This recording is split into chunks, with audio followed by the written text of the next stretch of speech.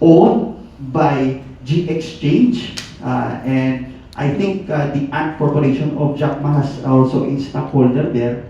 PayMaya is owned by Voyager Innovations.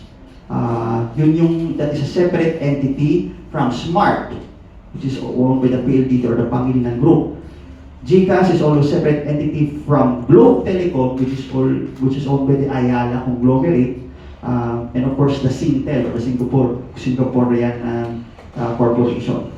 So GCash, PayMaya, wala jurisdiction si NEC. If you come to our office and demand the return of your money, wala akong magagawa dyan. But we can help you by endorsing your complaint to GCash and PayMaya. But if you're asking money to be returned to you, na gagawin ni NTC, we do not have that.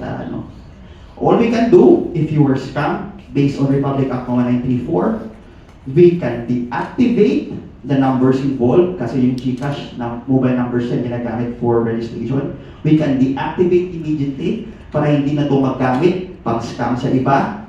Or kung may pera dyan, at least hindi niya na ma-receive yung OTP to withdraw those money. And to preserve data. Preservation of any retrievable data using the said subscriber identity module. That is the immediate thing that we can do. But if you need to disclose, if you want to request disclosure of this said number, then meron tayong procedure under the law. I require a subpoena or a warrant to disclose data information. So yan yung I would like to clarify those things. It is under the purview of Bangko Sentral ng Pilipinas. And I think they have also an online complaint customer service na that you can report if you are a victim to that. But of course, because of public service and dahil sa law din, we need to assist those who come to our office. So, yung immediate namin ginagawa dyan is to refer it to GCash or PayMaya for immediate action, of course.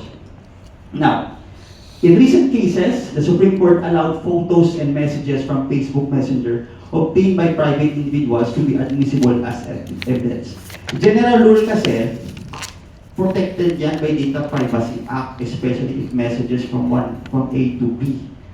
You could not disclose that without the consent of the receiver or the sender. So, but under this case, kasi involved na yung bata or under Anti-Child Pornography Act, inaccept ng Supreme Court as evidence those screenshots of Facebook messages to be admissible in court, at yun yung ginamit to convict the said individual for crimes violated against Republic Act 9775 or Anti-Child Pornography Act. It's a case